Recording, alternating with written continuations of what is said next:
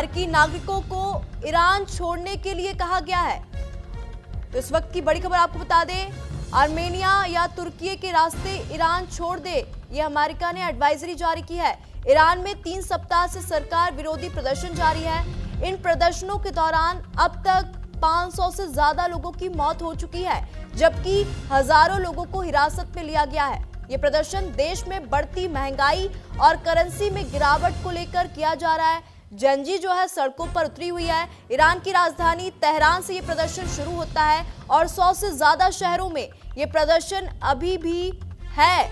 और अमेरिका ने नागरिकों के लिए ईरान छोड़ने की एक एडवाइजरी जो है वो भी जारी कर दी है। इसी बीच अमेरिका ने अपने नागरिकों के लिए एडवाइजरी जारी की है। अमेरिका एम्बेसी की ओर से जारी एडवाइजरी में यह कहा गया है कि पूरे ईरान में विरोध प्रदर्शन बढ़ चुका है। 500 से ज्यादा लोगों की मौत हो चुकी है और भी प्रदर्शन हिंसक हो सकता है, जिसके कारण गिरफ्तारियां बढ़ सकती हैं और ज्यादा लोग घायल हो सकते हैं।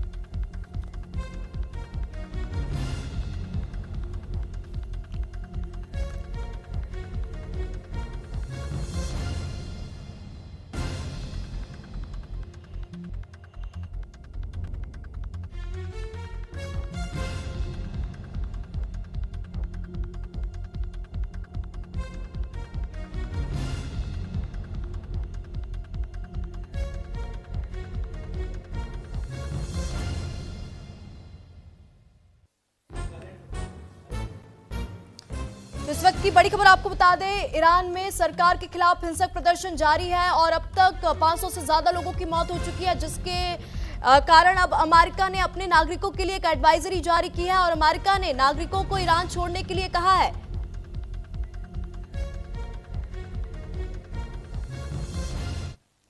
मेरे साथ न्यूज रूम से कंसल्टिंग एडिटर यूसुफ अंसारी जी जुड़ चुके हैं। यूसुफ जी, इस वक्त बड़ी खबर सामने आ रही है, अमेरिका ने अपने नागरिकों के लिए एक एडवाइजरी जारी की है, क्योंकि ईरान में जिस तरीके से विरोध प्रदर्शन थमने का नाम नहीं ले रहा, 500 से ज्यादा लोगों की मौत हो चुकी है और यहां पे अमेरिका ने एडवाइजरी भी जारी कर दी अपने नागरिकों के लिए।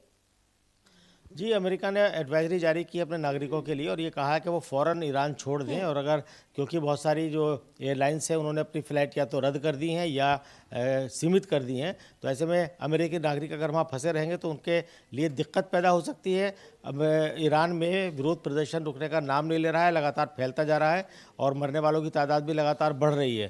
करीब 600 लोगों की मौत की अब तक की खबर है। तो अपनी एडवाइजरी में अमेरिका की तरफ से नागरिकों को यही कहा गया है कि वहाँ जो हालात हैं उन हालात में अमेरिकी नागरिकों का वहाँ रहना ख़तरे से खाली नहीं है, इसलिए उन्हें तुरंत अमेरिका छोड़ देना चाहिए, ईरान छोड़ देना चाहिए। और ईरान छोड़ने के लिए वो ऐसे रास्ते अपनाएं कि जिसमें अमेरिका की मदद की ज़रूरत ना पड़े। हो सके तो ज़मीनी रास्ते से वो आर्मेनिया के रास्ते या तुर्की के रास्ते ईरान से निकल जाएं। और अगर वो कहीं ऐसी जगह पर है कि जहाँ से वो छोड़ नहीं सकते हैं तो अपने पास लंबे समय तक के लिए खाने पीने का सामान इकट्ठा करके रखें, चूँकि हालात ईरान के बहुत ज़्यादा ख़राब हैं।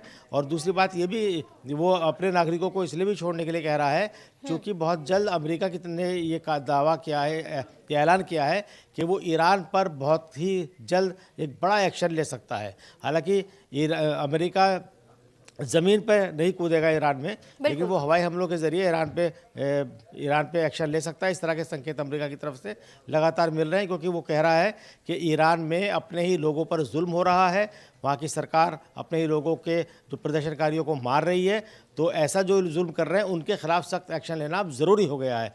तो इन तमाम हालात को देखते हुए अमेरिका ने अपने नागरिकों को ईरान फौरन छोड़ने के लिए एडवाइजरी जारी की है। जी ठीक है यूसुफ जी, मैं आपको यहाँ पे रोकना चाहूंगी, आप हमारे साथ बने रहिएगा। इसी बीच एक और बड़ी खबर सामने आ रही है, ईरान में सरकार के खिलाफ हिंसक प्रदर्शन जारी है। ईरान में अब तक 648 लोगों की मौत हो चुकी है।